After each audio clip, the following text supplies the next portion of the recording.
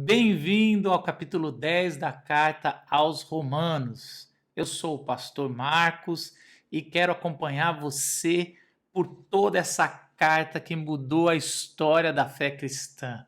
Então, se você está chegando agora, você pode fazer daqui para frente, pode voltar para o primeiro curso, só não deixa de comentar o que Deus tem falado na tua vida nesse tempo de estudo da palavra de Deus. Também já vai curtindo esse vídeo, assinando o canal, e eu quero te convidar a uma sala de Telegram, onde todos os dias eu posto dicas de como interpretar a Bíblia. O link está aqui embaixo.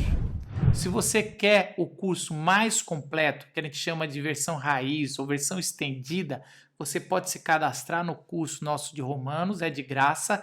Lá eu respondo perguntas, aqui eu não consigo. Lá eu dou um certificado se você chegar até o fim, além de receber mais coisas, mais informações sobre cada capítulo. Vamos lá para o capítulo 10? Agora no capítulo 10, Paulo deixa para trás o passado e fala do presente que eles estavam vivendo. No capítulo 9 foi o passado e agora ele vai falar sobre a esperança que ele tem daquele Israel que ele estava vivendo no primeiro século se converter a Jesus, reconhecer que Jesus é o único caminho. O capítulo 10 é dividido em 3 blocos. Primeiro vem a necessidade de uma compreensão do verdadeiro evangelho. Depois Paulo vai falar sobre a proclamação e a necessidade dessa proclamação do evangelho. E terceiro, Paulo vai falar sobre essa resposta de fé que os gentios já começaram a ter e que ele deseja muito que os israelitas também respondam em fé à mensagem do evangelho. Nos primeiros versículos, Paulo vai falar sobre a vontade que ele tem de Israel conhecer o Evangelho e conhecer o Cristo, o Messias libertador. Mas ele fala que reconhece o zelo, porque ele mesmo era muito zeloso com a lei, mas aquele zelo é sem conhecimento. Que tipo de conhecimento? Não é o conhecimento acadêmico que Paulo está falando aqui, mas é o conhecimento de quem era o Messias, do que o Antigo Testamento estava apontando para o Messias que viria ali daquele primeiro século do Novo Testamento. Então, o capítulo 10 vai ser recheado de citações no Antigo Testamento, porque Paulo vai falar que esse zelo sem o conhecimento é igual a fanatismo. Então, os fanáticos israelitas do primeiro século não conseguiam enxergar o Cristo, esse escândalo que é o Evangelho de Jesus, porque eles estavam com muito zelo na interpretação do Antigo Testamento, mas não conseguia ver para onde o Antigo Testamento estava apontando. Paulo fala que os judeus ignoraram a justiça de Deus e começaram a seguir a sua própria justiça. O que seria essa justiça? Só temos 2 opções. A primeira é estabelecer a nossa própria justiça ou nossa justificação seguindo a lei e tentando buscar a nossa salvação pelas obras. Então, a gente ouve a vontade de Deus, que é revelada no Antigo Testamento, qual é o que é justo para Deus, o que é certo, e a gente tenta pelos nossos próprios esforços, determinando para nós o que é justo ou o que vai nos justificar. A segunda opção é a gente entregar nas mãos de Deus a nossa incompetência, o nosso pecado, a nossa natureza caída e reconhecer que tudo precisamos da graça e através da fé em Jesus Cristo sermos justificados. Essas são as 2 justiças que Paulo está falando e que ali naquele momento os israelitas estavam buscando a própria justiça em contraponto essa justiça que Paulo está falando em toda a carta, que é essa justificação pela fé em Jesus Cristo. Como diria João Calvino no seu comentário da carta aos Romanos, o primeiro passo para encontrarmos a justiça de Deus é abrirmos mão da nossa própria justiça. Logo em seguida, no versículo 5 e 6, Paulo vai falar que a justiça que os israelitas estão buscando é uma justiça que vem da lei. E a justiça que ele está oferecendo é a justiça que vem pela fé em Jesus. No versículo 4, a gente chega num dos versículos mais famosos ali da carta, porque o fim da lei é Cristo para a justiça ou a justificação de todos o que creem, ou de todo o que crê. A palavra ali fim, que Paulo usa, telos no grego, tem dois significados. Primeiro é destino ou finalidade, a finalidade da lei do Antigo Testamento. Quando ele está falando lei, ele está falando da Torá, dos 5 primeiros livros do Antigo Testamento. A finalidade de Deus ter se revelado, Deus ter dado a lei para o seu povo, é que chegasse em Cristo. Mas também telos representa como o fim, como o ponto final, chegou e se cumpriu. Então, também quer dizer como algo que Jesus está colocando um ponto final. E os dois significados estão corretos. A finalidade da lei do Antigo Testamento é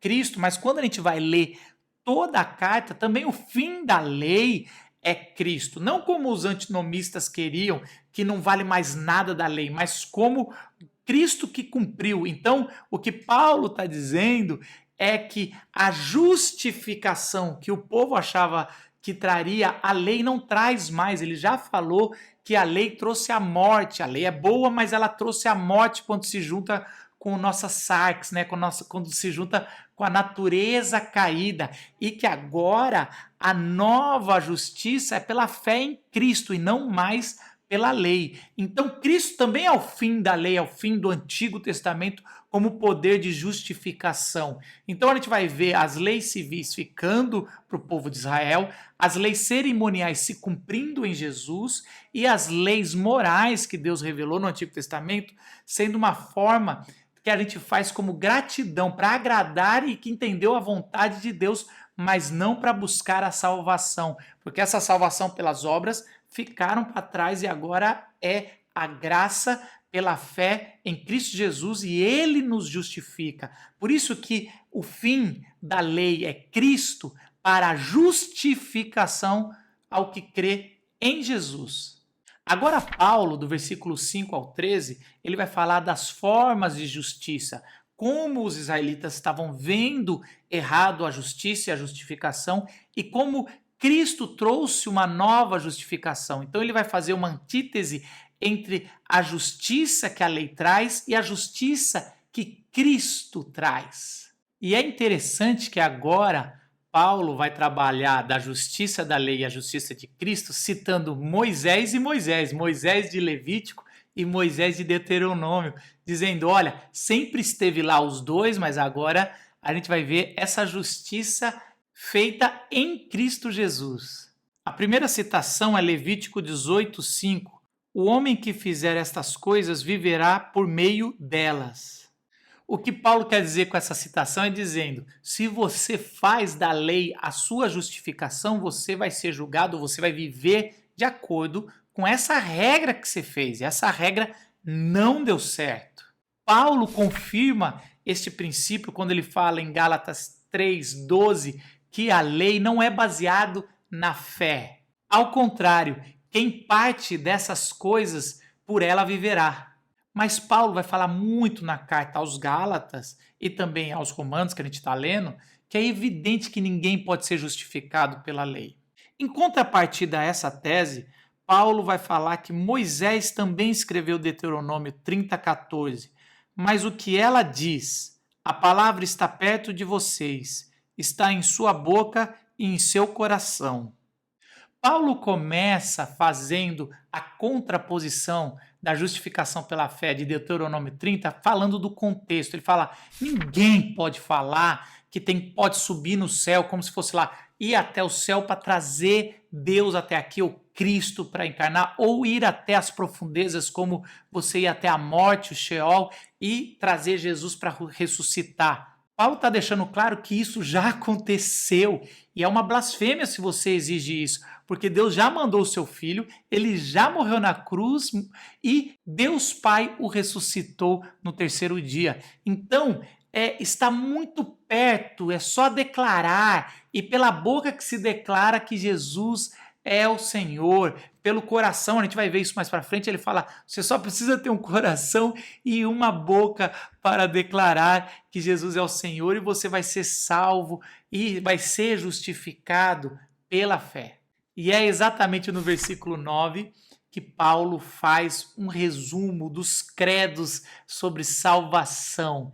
Ele fala o seguinte: se você confessar com sua boca que Jesus é o Senhor e crer em teu coração que Deus o ressuscitou dentre os mortos, será salvo. Exatamente, só tem esses dois caminhos. O seu coração tem que se arrepender, essa forma interna de arrependimento, e também a forma externa de declarar, confessar, falar que Jesus é o Cristo. Então, Paulo está trazendo dois princípios que não é uma salvação pelas obras, mas é uma atitude nossa em contrapartida do amor primário que a gente viu no capítulo anterior, que Deus teve por nós. Então, essa forma interna e externa de ser justificado pela fé em Cristo Jesus. Confissão sem fé seria uma confissão vazia. E fé sem confissão é falsidade, não demonstra externamente. Então precisamos de fé interior e confissão pública que Jesus Cristo é o Senhor e Salvador. Como Paulo vai confirmar no versículo 10, pois com o coração se crê para a justiça e com a boca se confessa para a salvação. Agora, Paulo, do versículo 11 a 13, vai afirmar que Deus é acessível de forma igual a todo mundo, tanto a israelitas, ele já foi de forma acessível, ainda continua sendo, quanto para os gentios. Em cada um desses 3 versículos, Paulo vai falar sobre essa igualdade. Primeiro, no versículo 11, ele fala: confiamos nele e não seremos envergonhados. Não é mero credo ou uma fórmula, é uma confissão do que você crê. Então é algo externo, visível, de algo que aconteceu lá dentro no seu coração. Não é que alguns religiosos já vão pensar, tem uma fórmula certinha, você tem que fazer a confissão pública, por isso você não vai para o céu se você não for batizado. Não, aqui Paulo está dando o princípio. No versículo 12, Paulo fala que nós o invocamos e ele nos abençoa ricamente. Isso está trazendo que todo mundo que invocar, não importa se é judeu, se é gentil, se é homem, se é mulher, ele não perde a sua identidade. Então o israelita ia continuar israelita e o gentil ia continuar gentil, mas pelo fato dele nos abençoar, quando nós invocamos, e todo aquele que invocar o nome do Senhor salvo será, Paulo vai afirmar isso também. Ele está dizendo que Deus é inclusivo, o amor dele é infinito quando alguém apenas em crer em Jesus pode ser justificado pela obra de Jesus Cristo e do Espírito Santo. E no versículo 13, ele fala que invocamos o nome do Senhor e somos salvos. Paulo acredita tanto na justificação pela fé que só o fato da gente invocar e clamar socorro, ele já nos considera como família de Deus.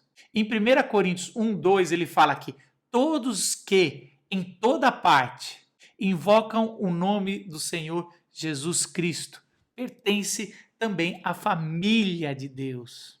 Resumindo, talvez você pergunte como os ouvintes ou os leitores da carta no primeiro século perguntaram: o que a gente precisa para ser salvo? Primeiro, o próprio Cristo. A história do Cristo, a encarnação do Cristo, você precisa entender que isso realmente aconteceu de fato. Ele ter vindo, não ter pecado, ele ter morrido na cruz pelo seu e o meu pecado, e o Pai o ressuscitou no terceiro dia e hoje ele está reinando. Essa é a primeira coisa que você precisa entender pela fé. Segundo, o evangelho apostólico da palavra da fé. Exatamente, além de você saber a história de Jesus e crer nela, você precisa entender que o evangelho é entregue da forma que os apóstolos no Novo Testamento nos escreveram, que é pela fé, é pela graça e não por obras. E terceiro, é o simples crer. Você precisa entender que é simplesmente crer e que como ela se manifesta? Se manifesta na proclamação, no jeito que você se expressa, e esse simples crer, você vai ser considerado justo por Deus. Mas Paulo vai falar que todo esse processo cai numa quarta característica, que é o evangelista, né? Agora ele vai dar essa ênfase no evangelizar, no proclamar a palavra. Muitos, por lerem até aqui, poderia falar: se existe predestinação, se é Deus que vai salvar e é obra de Deus, para que eu vou pregar o evangelho, né? A gente, por ter uma base muito forte no livre-arbítrio, que não é bíblico e não é aqui em Romanos, você não enxerga isso, a gente sempre pensa: nossa, eu vou falar de Jesus porque meu coração arde pela salvação de todos. Mas várias vezes, se a gente entende como é a sarx, o velho homem, né, essa carne, a velha natureza, a gente vai ver que várias vezes nós somos egoístas e o nosso coração nunca vai arder por missões ao ponto de a gente abandonar a nossa vida em prol do próximo. O que Paulo está dizendo aqui? Paulo está revelando que esse anseio por missões é um anseio de obediência, que agora Paulo vai explicar o papel do evangelista ou o papel do cristão como proclamador, primeiro como ele, como apóstolo, mas também qualquer cristão, a necessidade desse arauto, desse cara que proclama o evangelho. A fim de mostrar essa necessidade indispensável de evangelizar, Paulo vai fazer agora 4 perguntas. A primeira é: se para serem salvos as pessoas, os pecadores, têm que invocar o nome do Senhor para ser salvo, e como é que invocarão se não creram? Afinal de contas, invocar o nome pressupõe que existe uma fé, algo interno que fez a gente fazer essa atitude. A segunda pergunta é: como eles vão crer? Como crerão se não ouviram falar de quem devem crer? Assim como pela lógica o crer representa algo que vem antes de invocar, o ouvir vem antes de crer. Então todos nós precisamos ouvir essa palavra do evangelho. A terceira pergunta que ele faz é: e como ouvirão se não há quem pregue? A palavra que Paulo usa aqui, que ele sou, que é o arauto, é uma figura que a gente não tem mais. Antes dos veículos de massa que a gente ouvia, rádio, TV, jornal, você tinha uma figura que era o arauto. Ele ia até os lugares públicos e anunciava as principais notícias. E é essa figura que Paulo está trazendo para essa terceira pergunta. Como eles ouvirão se não tem a notícia, o arauto, a pessoa que se propôs como vida levar essa comunicação, levar as boas novas? E a quarta pergunta é: como pregarão se não foram enviados? Paulo não especifica aqui como deve ser enviado, mas como Paulo usou aqui a palavra apostelon, que representa muito o papel do apóstolo, que é ir e levar pela primeira vez essa mensagem, ou plantar uma comunidade de fé comunicando as boas novas, ele está dizendo claramente, como uma autodefesa: olha, precisa ter gente como eu e vocês precisam sustentar gente assim o tempo todo. Não é porque vocês estão bem aí na capital do mundo, em Roma, que vocês não precisam continuar investindo de missões o tempo todo, mas não só os apóstolos. Aqui ele não está se limitando aos apóstolos, ele está abrindo para todos os mensageiros, porque todas as igrejas tinham os seus missionários. Isso traz uma coisa muito importante para mim e para você. A gente não pode só pensar no nosso bairro, a gente não pode só pensar na nossa cidade, na nossa igreja local. Missões é uma responsabilidade de todo cristão, e não só uma responsabilidade de todo cristão, mas toda igreja local, mesmo que esteja tudo evangelizado aqui, nós devemos contribuir e levantar entre nós pessoas específicas que vão ser arauto das boas novas, que vão enviar missões. Então, o tempo todo, às vezes a gente faz os nossos congressos de missões, mas a igreja deveria viver essas missões o tempo todo, e toda a comunidade de fé deveria ter uma verba separada para sustentar missionários em campo que estão evangelizando, levando o evangelho pela primeira vez em lugares inóspitos, em lugares incomuns, ou para pessoas que ainda não receberam o evangelho. Aqui no Brasil a gente tem os ribeirinhos, a gente tem os ciganos, tem vários públicos não alcançados no Brasil, que é interessante você entrar em sites de missões e ver, e como você pessoalmente, não só a sua comunidade, pode investir em missões, ou você mesmo falar: eis-me aqui, E aí você já sabe, Paulo vai falar muito sobre a responsabilidade de se tornar um missionário ou um apóstolo, no sentido não de quem escreve a Bíblia inspirado, definitivo, mas um apóstolo como alguém que está levando o evangelho. Agora, no versículo 16 até o 21, Paulo vai falar o porquê da incredulidade de Israel. Ele abre essa sessão falando: no entanto, nem todos os israelitas aceitaram as boas novas. Ele vai citar Isaías falando: Senhor, quem creu em nossa mensagem?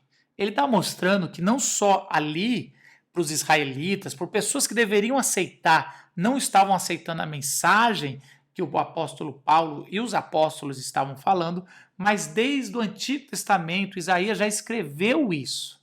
Mas por que os israelitas não creram ali? Paulo está tão angustiado com isso, com a mensagem das boas novas, e era para o povo de Deus aceitar essa mensagem. Então, Paulo vai levantar duas hipóteses que ele vai logo em seguida contrapor e falar não é, e vai apresentar uma terceira que ele fala é por isso que eles rejeitaram a mensagem das boas novas. A primeira hipótese é eles não ouviram, e Paulo fala claro que sim no versículo 18. Ele cita Salmo 19,4 dizendo: a voz deles se fez ouvir por toda a terra, e suas palavras até os confins do mundo. Se Deus deseja que a sua revelação geral seja universal, quanto mais ele deseja que essa mensagem específica das boas novas seja também universal. É lógico que quando Paulo pega esse salmo, que é sobre a revelação geral e não específica, e aplica para Israel como específica, ele está fazendo esse contraponto de propósito, dizendo: olha só, dentro do povo de Deus não há ninguém que não ouviu essa mensagem de que Deus iria mandar o seu Messias, né? Deus iria resolver esse problema na terra, da velha natureza com uma nova criação. F.F. Bruce vai dizer no seu livro que esse é um universalismo representativo. O que ele quer dizer? Aonde houver uma comunidade israelita, o evangelho foi pregado plenamente. Eles podem ter recusado ou não entendido, mas foi anunciado. Então, Paulo mostra muito bem que todo israelita ali já tinha ouvido o evangelho de Deus. Então você cai na segunda hipótese que Paulo vai levantar, que é: será que eles ouviram e não entenderam? E Paulo também fala que não é esse o caso. Paulo, para combater essa hipótese de que Israel não entendeu o evangelho, ele vai citar Moisés e Isaías, talvez como uma referência de que ele citou a lei e os profetas. Ele começa citando Deuteronômio 32, 21. Farei que tenham ciúmes de quem não é meu povo, e eu os provocarei a ira por meio de um povo sem entendimento.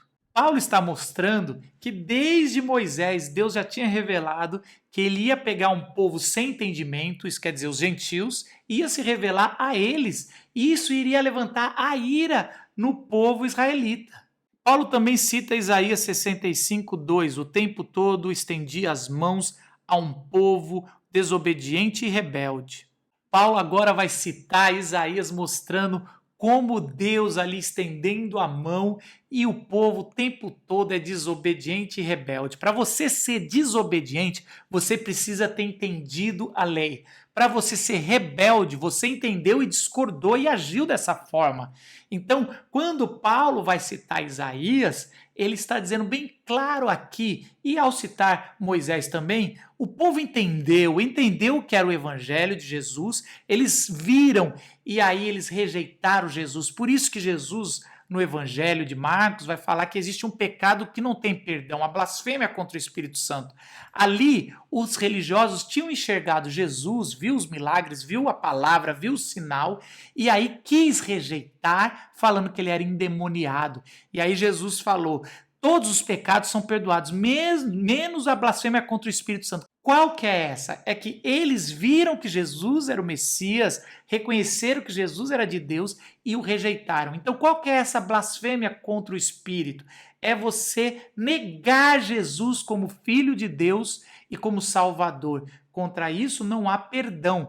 Mas a partir do momento que você negava e aceitou Jesus, esse perdão vem. Então, todo aquele que reconhece é salvo, mas quem não reconhece Jesus, ele é condenado à morte eterna. Paulo poderia ter citado Isaías 65:1, um versículo antes da sua citação, que também ajudaria na mensagem e que provavelmente o judeu do primeiro século sabia dessa referência, desse contexto anterior. Isaías fala: fui chamado por aqueles que não me procuravam, revelei-me por aqueles que não perguntavam por mim. Então, olha só que interessante. Isaías já tinha falado dos gentios ou dos não-judeus que Deus se revelou a eles, mas os que Deus estava se revelando o tempo todo esticando a mão, os rejeitaram. Continuou rebelde, continuou obstinado no seu jeito de procurar justificação. Presta atenção que talvez isso seja o cerne do capítulo 10. Você procurar sua própria justificação é o pecado original, é quando é fruto das consequências do que Adão fez. Adão pecou porque ele quis determinar o que é certo ou errado. E você querer considerar que você consegue se tornar bem, estar bem, ser justificado diante de Deus, que você consegue cumprir a lei, dizendo, eu bato, eu sou melhor que os outros, olha só eles são pecadores, eu não. Eu faço tudo certinho, eu vou na igreja, eu dou o dízimo, eu faço. Essa justificação própria foi o que fez o povo de Deus, os israelitas, se desviarem, se tornarem rebeldes, porque eles confiaram na própria justiça, como Paulo vai falar no começo desse capítulo. Então, confiar na justiça de Deus é reconhecer que você não dá conta da sua salvação, que você não dá conta de cumprir a lei de Deus, que você não é apto para ser chamado de filho de Deus, você se sente constrangido por se declarar um cristão, um evangélico, algum seguidor de Jesus, você fala com humildade, porque você sabe que você não merece, mas que porque você crê em Jesus Cristo, e a história dele fez isso, e porque você confessa, porque a única atitude que te resta quando isso brota no teu coração, isso te tornou justo, isso te justificou. Meus amigos, esse capítulo me trouxe duas mensagens fortes no meu coração. Primeiro, a responsabilidade que nós temos em ser arauto, na igreja local e também como indivíduo, de evangelizar e falar das boas novas a todo mundo. Essa é uma responsabilidade e uma ordenança do nosso Senhor Jesus Cristo. Ele fez isso nos últimos momentos aqui, antes de subir aos céus. Ele falou, vão, façam discípulos, levem as pessoas à proclamação pública, ao batismo em nome do Pai, do Filho e do Espírito Santo, e também ensinem a obedecer, a guardar as Escrituras, e Ele estará com a gente. Essa responsabilidade, ela é minha e sua. E a segunda coisa que veio no meu coração é que privilégio de ter tido um arauto, alguém que fez isso e falou para mim. No meu caso, foi meu pai e minha mãe. A maior alegria da minha vida é que Deus levantou os meus pais. Mas quem foi a pessoa que evangelizou você? Coloque aqui nos comentários também, como uma homenagem da pessoa, aquele homem e aquela mulher que falou de Jesus Cristo, foi o arauto de Deus, falou das boas novas, e a alegria de você já ter entendido essa mensagem e crido no teu coração e confessado com a tua boca. Que Deus te abençoe e a gente se vê no capítulo 11. Tchau!